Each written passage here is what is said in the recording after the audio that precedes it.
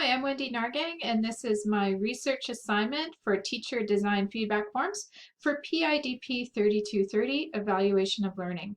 I'm really excited to look at teacher design feedback forms because it's always something that I wanted to do in my classroom for feedback, but I just never knew where to start. So hopefully this is going to give me some knowledge so that I can apply it to my evaluation forms in the classroom.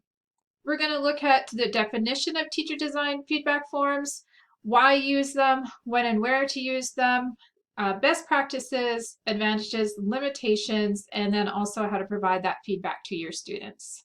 Teacher design feedback forms are for the instructor to improve their classroom. We're looking at short, specific questions, and it has to be designed by the teacher, and then it's given to the student, and the student completes those forms, and then the teacher receives the feedback. So it's primarily used for the teacher, but also promotes student engagement.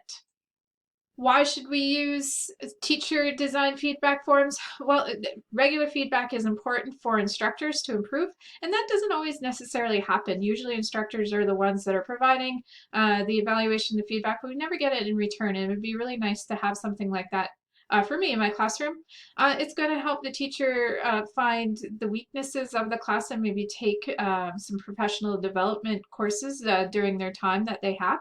And then also you get engagement from the students because the students feel like they're being a part of the class but providing feedback to their instructor. When and where should we use these? So any sort of academic environment, basically any environment that has a class or a course, but usually the course should be longer in length only because the great thing about teacher design feedback forms, when we look at it in the next slide, is that it's a continual process and not just one at the end of the class, but throughout the class. And then also, it should be used only if the instructor is going to take action on the feedback that they receive from their students.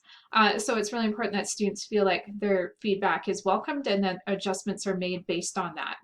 So best practices for these feedback forms. It should be confidential. Students should feel safe and want to be honest with the filling out those feedback forms. So I would suggest an online sort of quiz or survey where you don't ask for the email or the student name. It should be administered about 2 or 3 times throughout the course so that you can get that feedback, make adjustments, and then get the feedback based on those new adjustments that you made. The questions should be specific enough so that you can make adjustments and not just like, do you like midterms? That's not going to really help any when, of course, we have to provide midterms. The results, when you receive them and compile them, they should be shared with the students so the students know that what they've completed has been administered and looked at by you and then shared with them so they can see what the results are. And then also take those adjustments based on the feedback on those forms, make the adjustments so the students can see that you followed through. But also don't make any promises you can't keep. So you can't really say, no, we're going to get rid of midterms when you know that's not true. So if you're going to make adjustments, make sure that you follow through with them, but they're not promises you can't keep. The advantages of teacher design feedback forms: it increases student engagement, they feel a part of the class, and then it establishes a positive relationship with the students. The students think that you care and that you're listening to them and that they're heard, and then it gives really good quality feedback for instructors to improve on themselves. The limitations are students may view these forms negatively. They may think it's just another test that they're doing and they may not want to do it. Responses may not be constructive, especially if the questions aren't created appropriately. So you might get responses that you weren't actually looking for. And then to create one takes a lot of time to make sure that you get the proper quality questions that you want. Now, how to provide feedback for your students. As I said before, you're going to provide it throughout the course, so that is something that's continuous, but it's instantaneously, so it's not like you have a survey at the end and your students never know what the results are, so you compile them and you share with your students as soon as you can.